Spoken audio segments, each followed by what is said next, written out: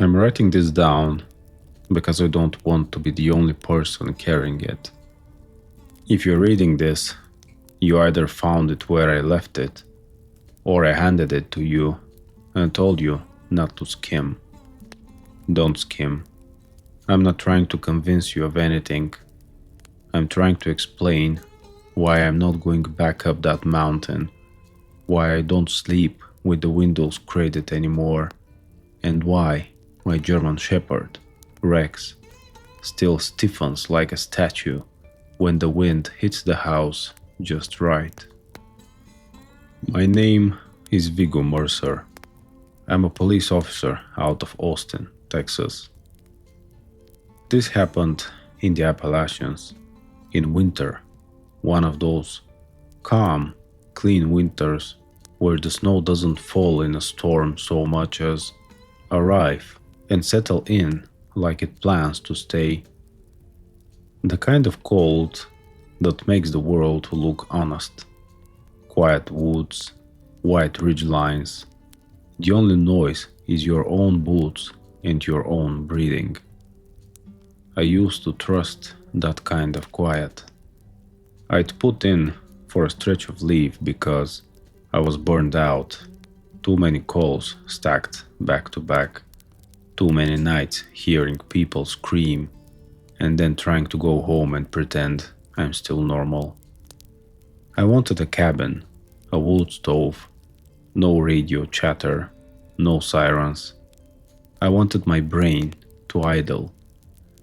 A buddy of mine, friend of a friend really, had a cabin he rented out when he wasn't using it. Eastern Tennessee side, close enough to North Carolina that the map felt like a suggestion.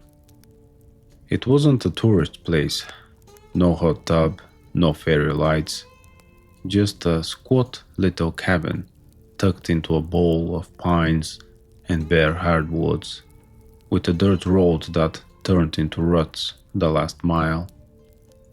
I brought Rex because I don't go anywhere without him if I can help it. He's not some cute apartment dog. He's a serious animal, big chest, thick neck, eyes that read the room like he's been doing it his whole life. I trained him myself. I'm not K9, but I know enough to keep a dog steady under stress. Rex is also the reason I'm alive. I'll get to that. The first thing I noticed when we got there wasn't the cabin, or the cold, or the view. It was the smell. Not the good smell, not pine, not smoke. Something stale and animal, sour, like wet fur that's been left in the sun and then dragged through dead leaves. It came in faint pulses as I unloaded the truck, like the air couldn't decide whether it wanted to carry it. Rex noticed it too. He didn't bark, he didn't whine. He just stopped and looked into the trees and held his head high, nose working. That's what scared me more than anything. Because Rex barks at raccoons, he barks at deer. He barks at the mailman like the mailman personally betrayed him in a past life. This time, he went silent. Probably a bear, I muttered, mostly to convince myself. It wasn't impossible. Plenty of bears out there. Some don't hibernate right. Some wake up hungry. Rex didn't look at me. He kept staring into the timber, like he was waiting for the trees to blink. The cabin was basic but solid. One main room, a small kitchen, a tiny bedroom, a covered porch, and a shed out back with a padlock that looked like it had been used more to warn than to secure. Inside, it smelled like old wood and dust, but clean enough. The owner had left a binder on the table with instructions. Where the propane was, where the breaker box was, how to keep the pipes from freezing. There was also a handwritten note clipped to the front, separate from the printed stuff. If you hear anything outside at night, don't go looking. There are coyotes and there are people. Neither are worth it. Keep your dog close. Signed, E.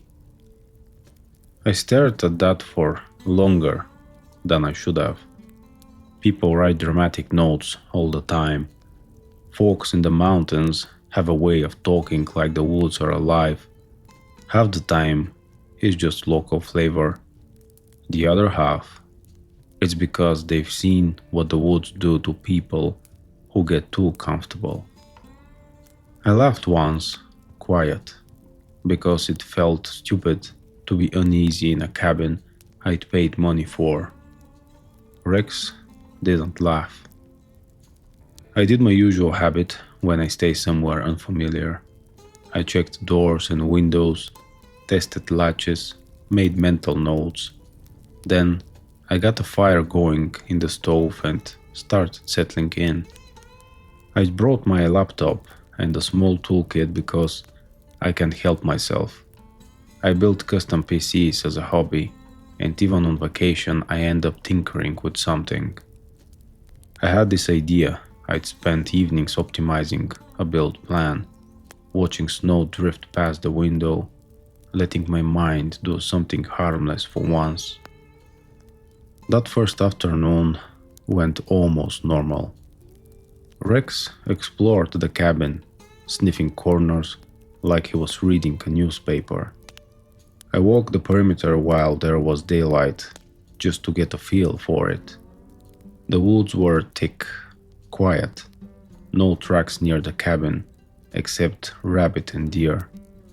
I found a couple of old boot prints near the shed, partly filled with new snow. Could have been the owner, could have been anyone. The strange thing was how few signs of small life there were. No birds chattering, no squirrels yelling. The woods felt paused. Around dusk, the air went even calmer, like the world was holding its breath. I went inside, ate something simple, and threw a stick for Rex in the main room while he got bored and flopped down with the heavy "I'm off duty" sigh dogs do.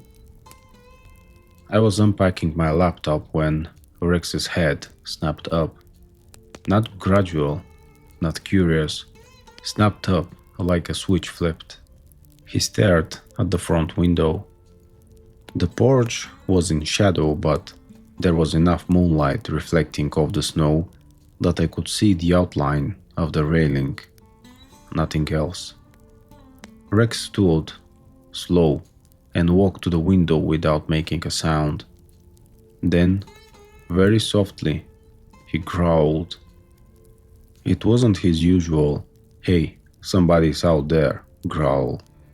This one came from deep in his chest, steady and controlled, like his body had decided on danger before his mind caught up. I set my laptop down and moved beside him. I saw nothing.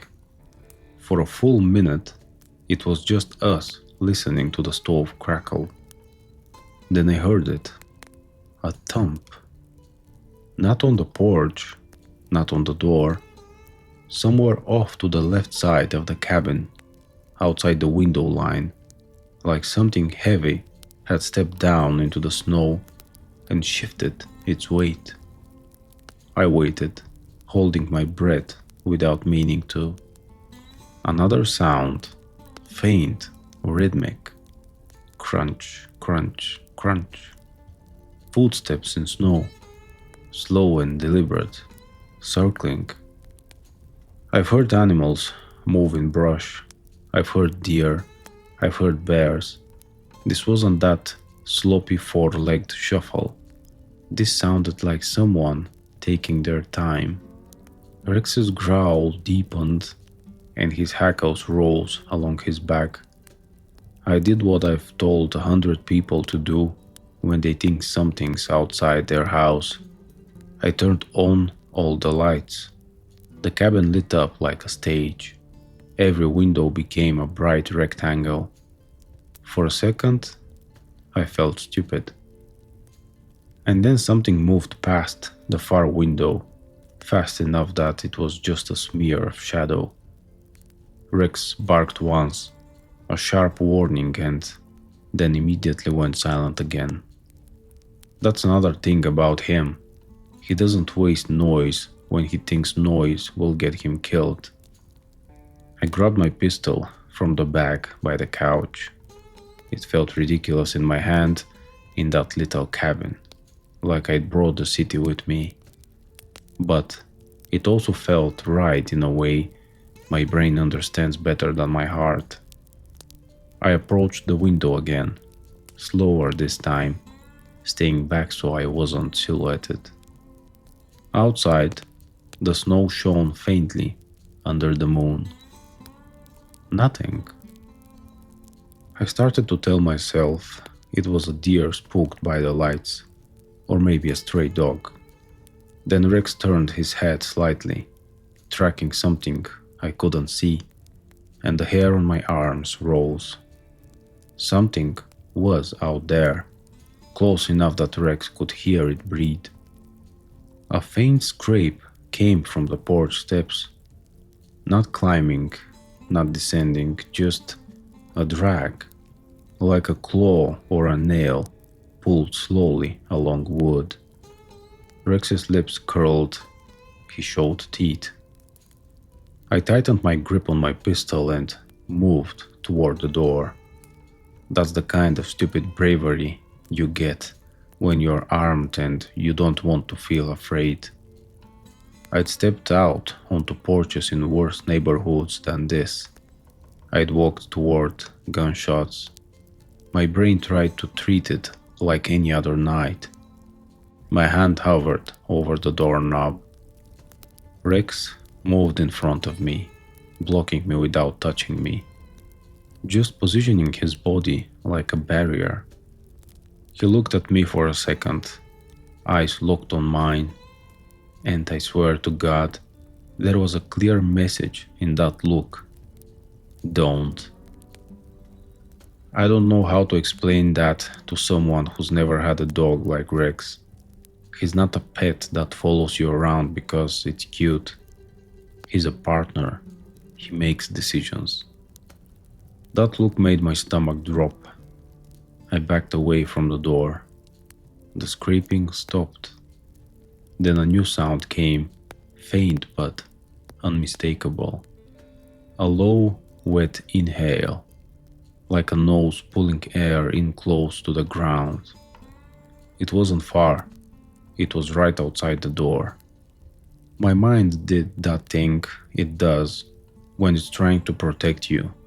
It offered up any explanation that didn't involve the impossible. Bear, coyotes, a man. Then, against the wood, something bumped softly, like the gentle press of a shoulder. I raised my pistol. I didn't point it at the door yet. I just held it ready. Rex stood in front of me like he'd been built for this moment. A sound came next that made my throat tighten. A sniff, not from a small animal, a big, heavy sniff that came in two parts, and the second part was higher than the first, like whatever was out there had lifted its head and was tasting the air. Then silence. No footsteps, no retreat, just absence. That was worse. I stood there, listening, until my arms ached from holding tension. Rex didn't move.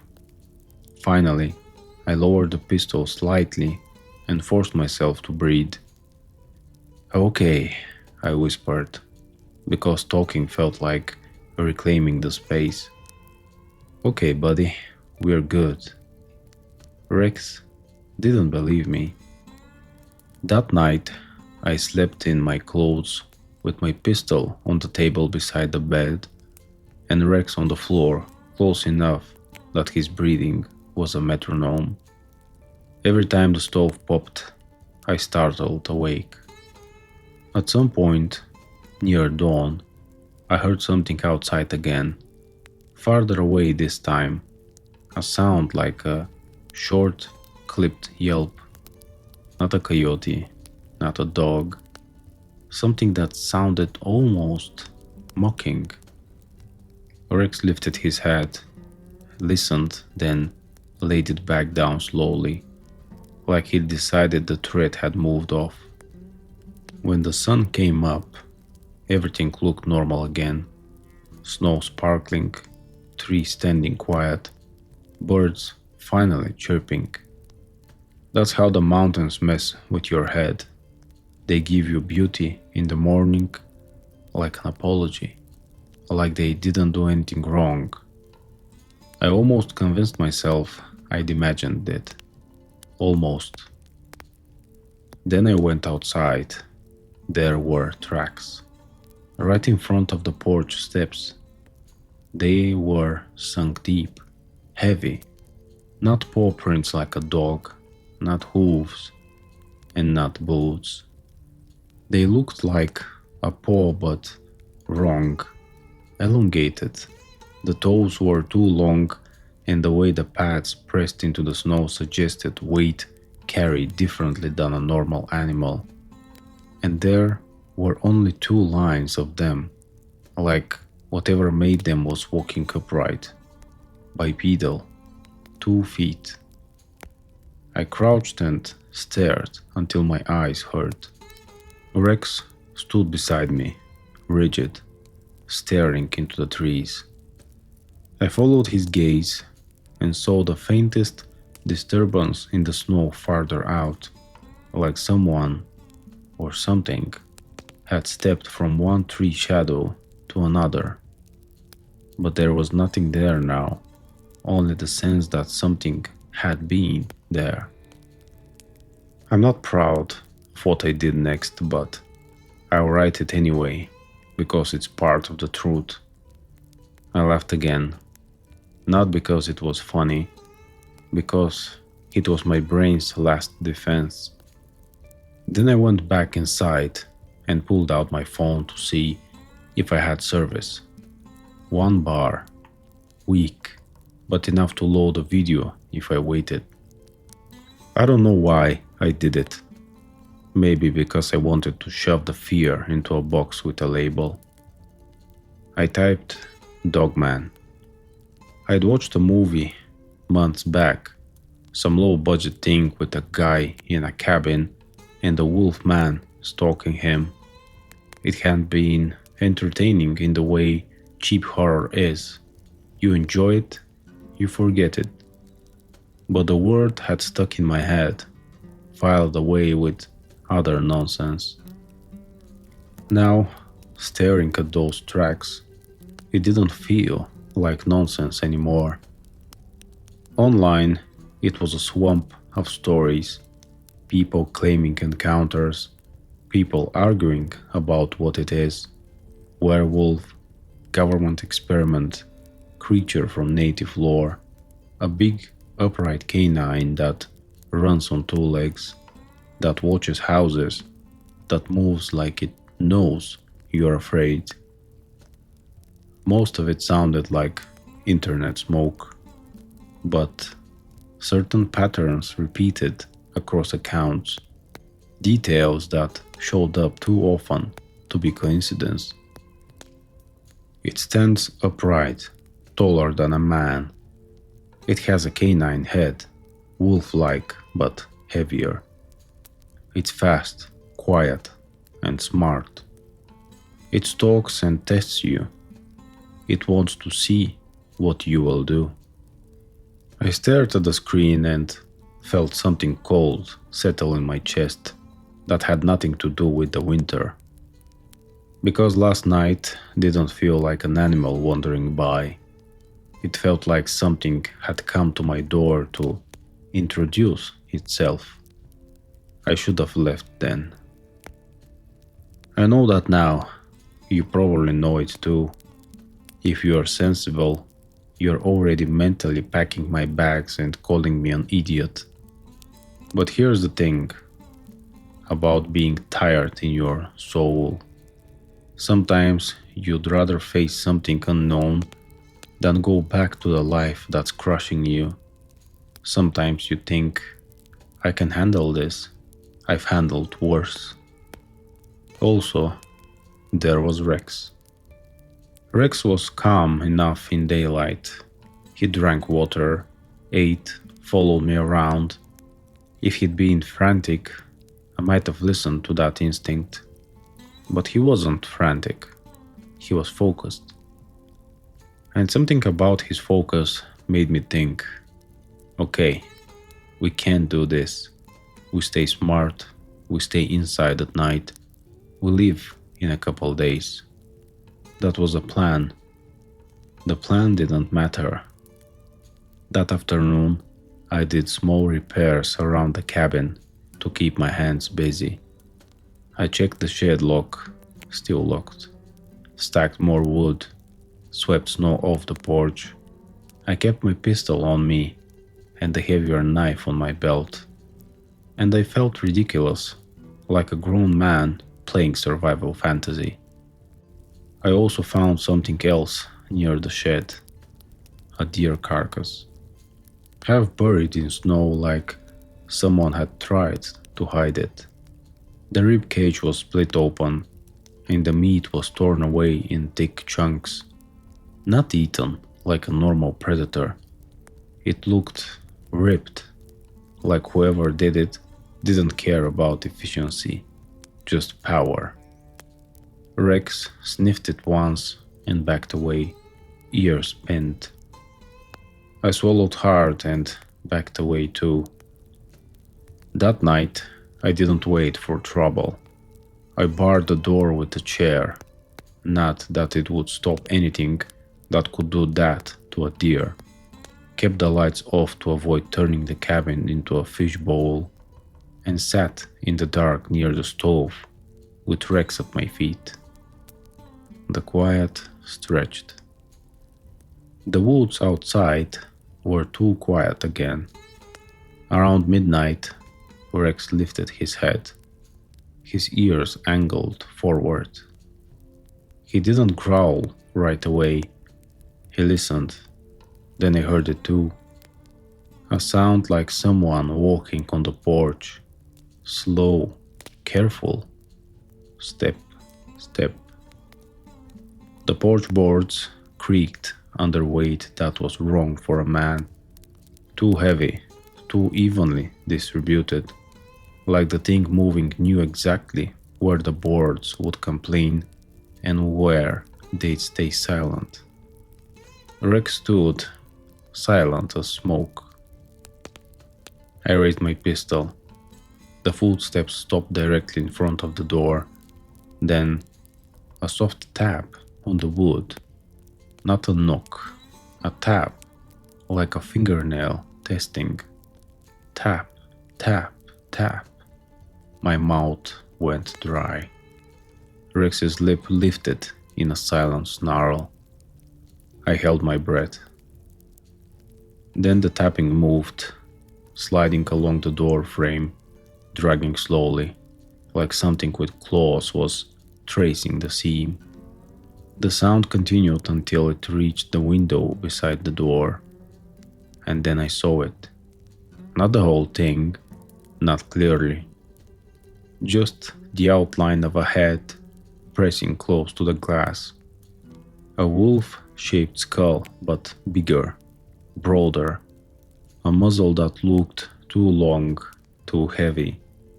And above it, the faint shine of an eye catching the little light from the stove. The eye blinked. Slow. Then the head tilted slightly, like it was trying to understand what kind of prey lived inside. Rex exploded into motion. He launched at the window with a roar that shook the cabin. Full-throated, savage, not fear, rage, protection. The head outside snapped back instantly, vanishing into darkness so fast It was like it had never been there. But the porch boards creaked again, fast now, retreating. Rex hit the window again, barking, throwing himself at it, nails scraping glass. Rex, Rex, down! I hissed, trying to keep my voice low. He didn't listen, because outside, something answered. Not a howl, not a bark, a sound that I can only describe as a laugh that wasn't meant for human ears. Low, rough, a rolling sound that vibrated in the chest more than it reached the brain. It came from the tree line, maybe 30 yards out. Then another sound, closer, and another, farther, like multiple voices spaced out, calling to each other. My heart sank. Beasts, plural. I backed away from the window and pulled Rex by the collar, dragging him back toward the center of the cabin. He fought me for a second, then he stopped, like he suddenly remembered discipline, and stood rigid, staring at the door. I listened hard. Footsteps in the snow now, not on the porch, circling again. A scrape against the cabin wall, something brushing it, slow and deliberate. Then a thud on the roof. Not a branch falling, not snow sliding. A landing. Rex's head snapped up, mine did too. The roof creaked under weight. My blood went cold. Something was on the top of the cabin. And then, from above came a long, slow drag, like claws scraping shingles. I'd seen burglars, I'd seen desperate men, I'd seen predators in human skin. This wasn't that. This was something that didn't care if it was heard, something that wanted me to know it could get anywhere it wanted. I forced myself to move, to think, because panic is how you die. I went to the kitchen and grabbed the heaviest thing I had, an old hatchet the owner had left near the wood pile inside. I also grabbed a flare from my emergency kit. I brought it for hiking safety, because I'm that guy, always over-prepared. Rex stayed between me and the door. The roof creaked again, and dust drifted down from the beams. Then, from the back of the cabin, there was a sharp crack, like wood splitting. I spun. The back window, small in the bedroom, shuddered in its frame, as if something had slammed into it. Once, twice. The glass held, but the frame groaned. Rex barked, a deep warning, and moved toward the bedroom door. I followed, pistol raised. The bedroom window bowed inward slightly under another impact. I could see a shape outside now, tall, broad, moving in the dark. A silhouette that blocked the moonlight. It rose higher, like it had straightened up, and for a second I saw it clearly enough to make my stomach flip. It was something on two legs. Shoulders wide, arms hanging too long. The head was canine, no mistaking that. Ears pointed, muzzle forward. But it wasn't a wolf. It was heavier, more muscular, like something built for wrestling bears. It leaned toward the window. Its breath fogged the glass. And then it bared its teeth in what looked like a grin. A sound came from behind me. Another thump, this time on the front door, hard enough to shake the frame. They were coordinating. One testing the weak point, one trying to draw me away. I realized in a flash of sick clarity that this wasn't a dumb animal trying to get in. This was a hunt, and I was the thing being tested. Rex lunged toward the bedroom window, and the creature outside snapped its head down, watching him with that same slow interest. Rex growled so hard it sounded like his throat might tear. The creature tapped the glass with one claw. Just tick, like it was teasing. I did something that felt insane but was the only move I had. I lit the flare. The cabin exploded in red light, harsh and angry. Smoke poured out, stinging my eyes. Rex flinched but held his ground.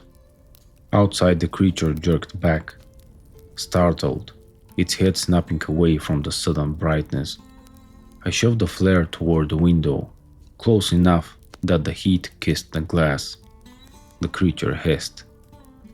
A real hiss, sharp, furious. It retreated 2 steps, then stopped, staring at me through the red glare. Its eyes reflected like a predator's, bright points in a face that shouldn't exist. Then it turned its head, just slightly, and I heard something that made my guts twist. A low rumbling sound, like a signal. From the tree line, another rumble answered, then another. They weren't just random animals. They were a pack. The creature outside the window took one more step back, and I saw its legs behind in a way that looked wrong for something so tall. Like it could drop to all fours or spring upright depending on what it wanted. It didn't charge, it didn't smash the window, it just watched, like it was learning. The front door slammed again, harder, like whoever was there was getting impatient. The chair I'd wedged against it skittered. Rex pivoted instantly, snapping his attention to the door, torn between threads. The roof creaked again, and something heavy shifted overhead. The flare burned down, sizzling, spitting sparks. I realized we were about to be overwhelmed, not by brute force alone, but by time. If I stayed, they'd find the weak point. If not tonight, then tomorrow. They'd keep coming. They were already comfortable around the cabin, like it belonged to them. And the worst thought hit me. What if they weren't trying to kill me right away? What if they were trying to make me come outside? Because outside, in the snow and trees, I'd be nothing but meat. I needed an exit. The cabin had a back door in the kitchen, smaller and less obvious. I hadn't liked it because it opened into thicker brush, but now it was the only option that wasn't under direct pressure. I grabbed Rex's collar, leaned close to his ear, and spoke low and firm, the way I trained him. Rex, with me, quiet. He looked up at me, eyes bright in the flare light, and for a split second I saw fear flicker under the discipline. Not fear for himself, fear for me. I moved us to the kitchen, away from the bedroom window and the front door. The thuds continued behind us, shaking the cabin in pulses. At the back door, I killed the lights inside. One last attempt to keep them guessing, and cracked it open just enough to look out. Nothing immediate, only snow and darkness. But the quiet out there wasn't comforting, it was loaded. Rex's body tensed, ready to spring. I made the decision in a heartbeat. We were leaving the cabin. Now. If we waited, they'd pin us. I shoved the back door open and stepped out into the snow with Rex at my side. The cold hit like a slap. The night smelled like iron and pine, and underneath it, that same wet fur rot. We moved fast, keeping low, heading toward the truck. I'd parked it facing out for a reason, and I silently thanked every paranoid habit I've ever had. We were halfway across the yard when a shape dropped from the roof. It hit the snow with a heavy whump that I felt in my boots. Rex snarled and lunged, but I jerked him back. The creature stood up in one fluid motion, towering easily 7 feet, maybe more. Its arms hung long, ending in hands that weren't paws, not exactly, more like hands with claws, built for grabbing and tearing. It turned its head toward us, and then it did something that chilled me worse than any roar. It spoke. Not like a man, not clearly, but it formed a sound that was too close to a word to dismiss. A rough, broken imitation, like it had heard human speech and decided to try it on. Rex. It drew the name out like it tasted it. Rex froze. So did I.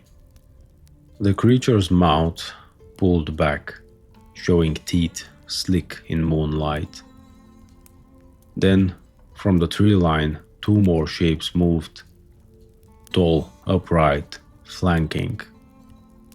One on the left, one on the right, closing the gap. They'd let us out. They wanted us out. My brain flashed to that note in the binder. If you hear anything outside at night, don't go looking. No kidding. I raised my pistol and fired. I didn't aim for a headshot like some action hero fantasy. I aimed center mass, because that's what works when your hands are shaking and your target is moving. The shot cracked through the stillness like a gunshot in a church. The creature flinched, twisting sideways. I don't know if I hit it. I think I did, because it jerked and let out a sound like a bark that had been dragged through gravel. But it didn't go down. It stepped forward. I fired again and again.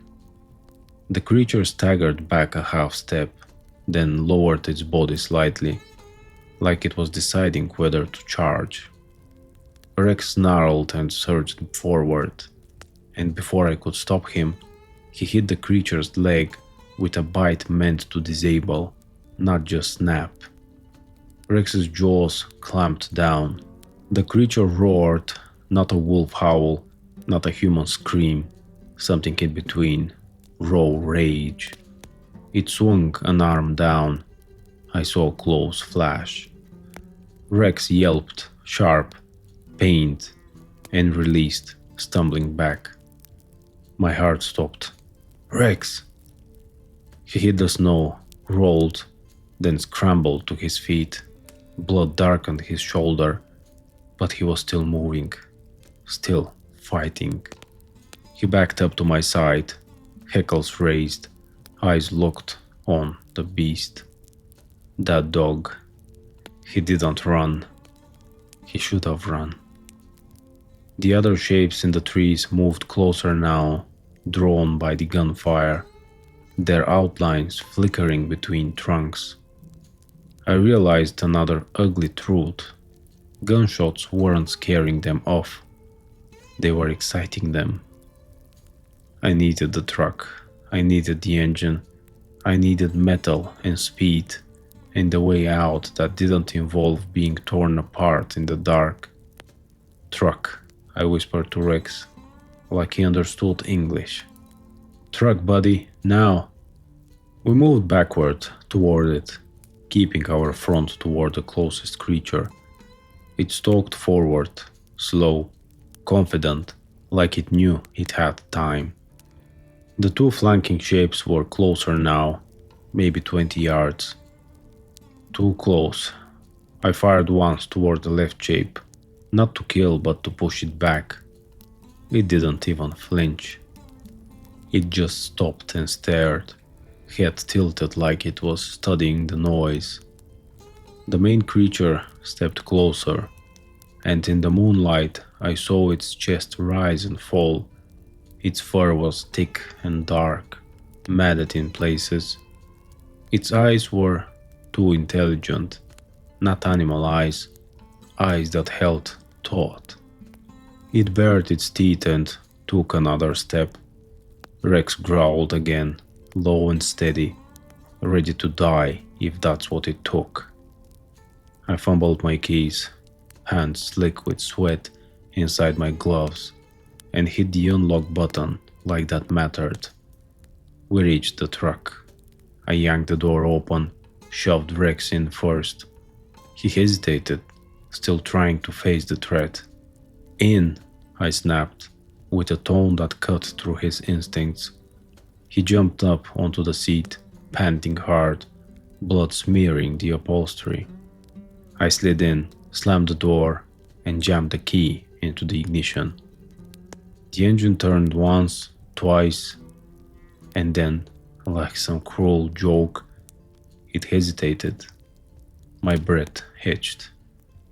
Outside, the creature took 2 long strides toward the driver's side, moving faster now that it saw me trapped. The engine caught. I stomped the gas and the truck lurched backward, tires spinning on packed snow. The creature lunged and slammed a clawed hand onto the driver's side window. The glass shuddered, spiderweb cracking at the edge. Rex barked wildly, throwing himself at the window from inside, teeth snapping. I threw the truck into drive and gunned it forward. The creature held on for half a second, then the momentum ripped it away. It tumbled in the snow, rolled and sprang back up like gravity was optional. I didn't stop. I hit the rutted road hard, bouncing, branches slapping the sides of the truck. Snow sprayed. The headlights cut through the woods in frantic slices. In the rearview mirror, I saw shapes moving along the tree line, keeping pace far too easily, weaving between trees like they knew every inch of the land. One of them ran on 2 legs for a moment, then dropped to all fours and accelerated. My stomach dropped again. It was faster than the truck on that narrow, bad road. Rex whined once, a short, involuntary sound, and then he went back to snarling at the rear window. Something slammed the tailgate. The whole truck jolted, then another slam, harder. I heard metal complain. Rex barked, frantic, trying to climb over the seats. "Stay," I shouted, more to myself than for him. I took a chance and glanced in the mirror. A shape was right behind us, close enough that I saw its head in the headlights. Upright, running, arms pumping like a man's, but wrong, too long, too smooth. It wasn't just chasing, it was keeping up. Then it leapt. I felt the impact as it landed on the bed of the truck. The suspension dipped, the rear end swayed. Claws scraped across metal, searching for purchase. Rex lost his mind then, barking and snarling, clawing at the rear window from inside. I gritted my teeth, one hand white-knuckled on the wheel, the other reaching for the hatchet beside me. A crazy thought flashed. I can't fight this from inside. Then the truck hit a stretch where the road widened slightly and the ground dipped. I saw a curve ahead that led toward the main gravel road. Civilization, if you can call it that. I floored it. The truck fishtailed, tires clawing. The creature in the bed shifted, claws screeching against metal. Then I did something I never thought I'd do in my life. I reached up, grabbed the manual sliding rear window, and shoved it open a few inches. Cold air blasted in. Rex barked right in my ear. I didn't care. I jammed the flare, another one from my kit, through the opening, sparked it with shaking hands, and held it up so the light poured into the bed of the truck. The red glare lit the rearview mirror like hellfire. Behind us, the creature recoiled. It let out that gravel roar again, furious and startled, and I heard it scramble, claws skidding. Then it jumped off the truck. The weight vanished in an instant. The truck surged forward like it had been freed from a curse. I didn't stop. I didn't slow. I drove like a man fleeing his own grave until the trees thinned and the gravel road appeared like a lifeline. By the time I hit the main road, my hands were cramping around the wheel. Rex was panting hard, his shoulder bleeding but not pouring. He kept looking back, ears pinned, like he expected something to burst out of the darkness and drag us back. Nothing followed onto the open road, not because it couldn't, because it didn't want to. It had already made its point. I drove until I found a small town, a place with a single gas station and a diner that looked like it had been there since before electricity. I parked under bright lights and sat there for a full minute, engine running, just breathing. Rex whimpered softly. I reached over and put my hand on his neck, feeling him tremble. "You did good," I whispered. "You did so good." Inside the gas station, the clerk took one look at my face, wild-eyed, white-knuckled, and asked if I'd hit a deer. I almost laughed. "Something like that," I said. There was a vet 2 towns over. I drove there at sunrise because I couldn't bring myself to wait. Rex stayed awake the entire drive, watching windows, watching shadows. The vet asked what happened. I lied. I said Rex got into it with a feral dog near a cabin. I said I didn't see it well. He stitched Rex up, 3 deep slashes along the shoulder, close enough that, if the claw had landed differently, Rex might have lost the use of his leg, or worse. I sat on the floor while Rex came out of sedation, his head heavy in my lap, and I felt something crack open inside me. I'm a cop. I've seen bad things, but seeing that dog hurt because he didn't choose any of it, he just chose me.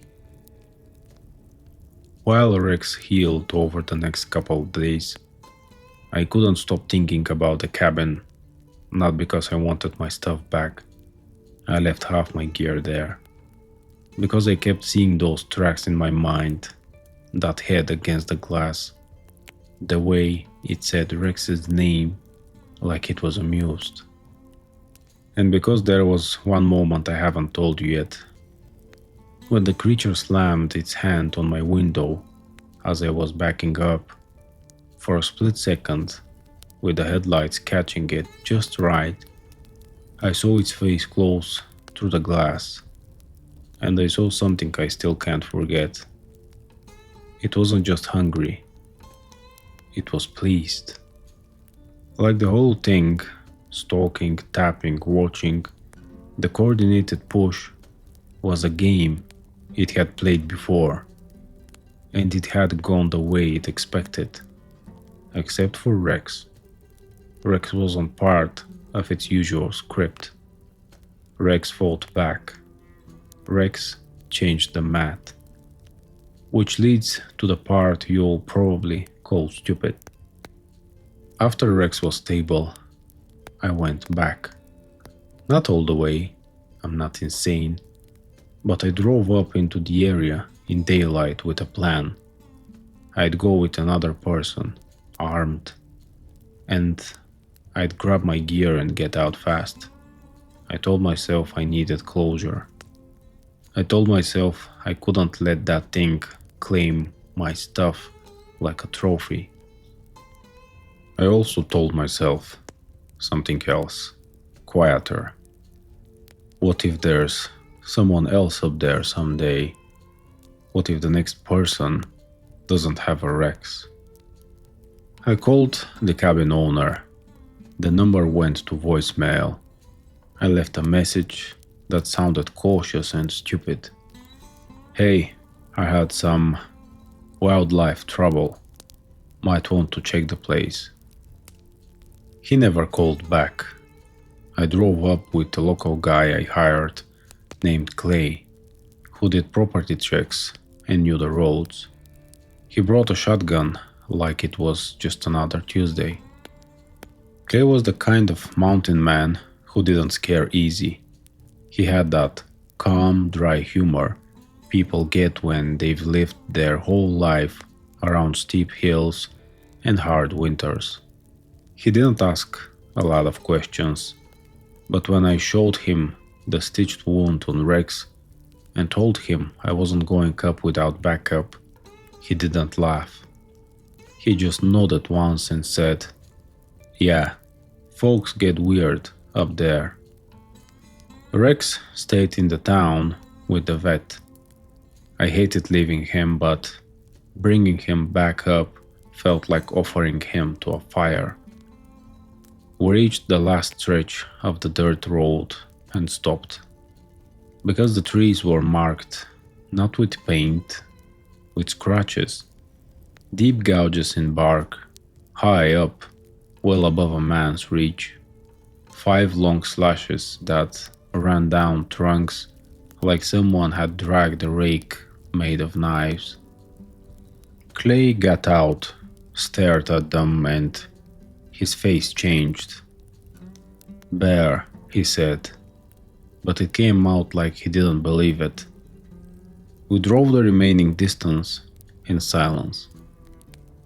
The cabin appeared through the trees, looking smaller than it had before, like it had shrunk in my memory.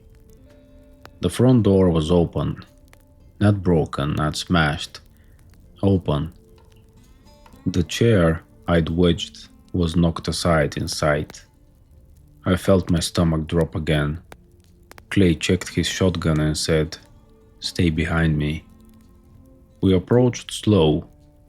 Inside the cabin was torn up, not like a burglary, not like someone had searched for valuables. Like something had thrown a tantrum. The couch was shredded, the table flipped. My laptop was smashed in half, cabinets hung open, splintered. And the smell, sweet and rotten, hit me like a wall.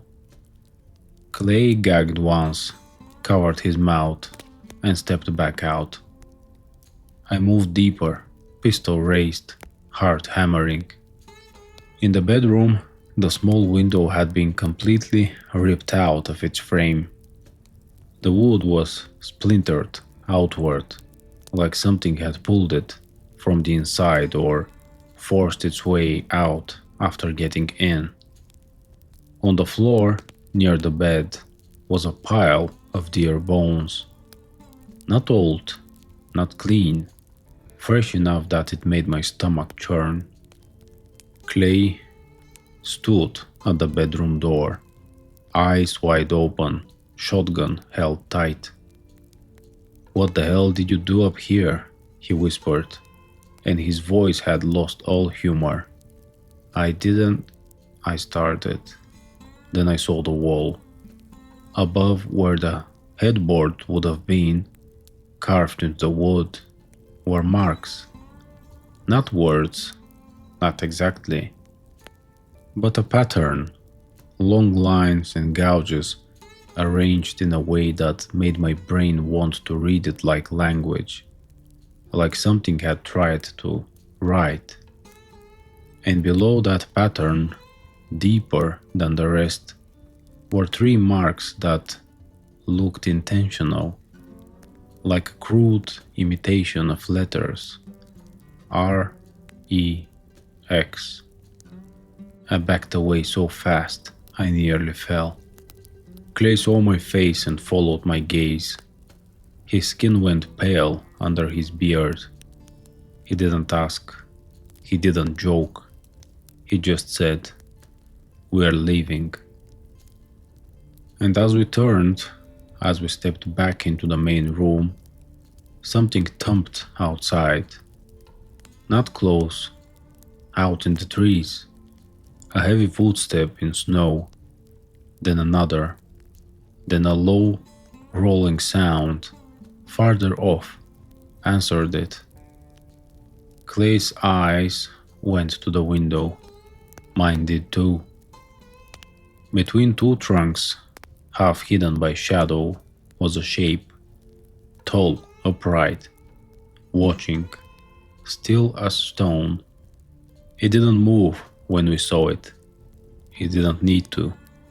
It had already won. Clay grabbed my arm hard and hauled me toward the door like I was a stupid kid. We got into his truck and he peeled out so fast snow sprayed up like smoke.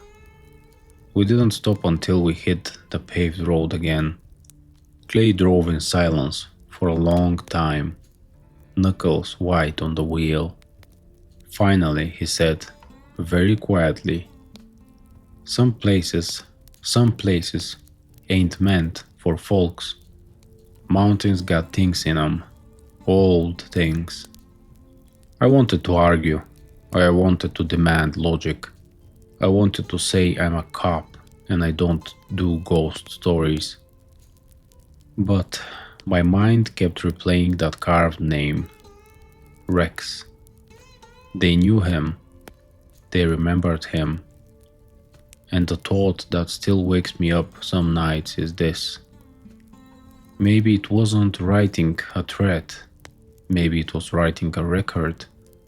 Like a hunter carving a notch into a rifle stock. I never went back again. I reported bear activity to a ranger station because there was no category for what I'd actually seen. I told myself the official channels would do something, but what do you even say? Hi, yes, there's a 7-foot upright canine creature organizing a pack hunt around the rental cabin, and it can sort of spell? They'd smile politely, write it down, and then tell the next guy to wear a bell and carry bear spray. Rex healed. He has a scar now, a thick, ugly line under his fur. He walks fine, he runs fine, but he's different. If we're outside at night and the wind shifts and brings that wet fur stink across the yard, Rex goes still. He stares into the dark like he's waiting for the trees to step forward. Sometimes, when we're half asleep and the house is quiet, he lifts his head and listens, and I swear I can feel him remembering the porch boards creaking. Me too. The movie I watched back then, before any of this, made Dogman look like a monster that jumps out and kills you. Quick, clean entertainment. That's not what I met. What I met was patient, curious, smart enough to test doors and windows and coordinate, smart enough to lure, and cruel enough to play with the idea of coming inside, just to watch what we'd do. If you take anything from this, take this. In those mountains, the dark isn't empty. And if something comes to your door at night and doesn't immediately break it down, it might not be because it can't. It might be because it's waiting to see if you'll open it yourself. And if you ever hear a slow tap on the glass, like a fingernail testing, don't go looking. Hold your dog close and pray the thing outside doesn't already know his name.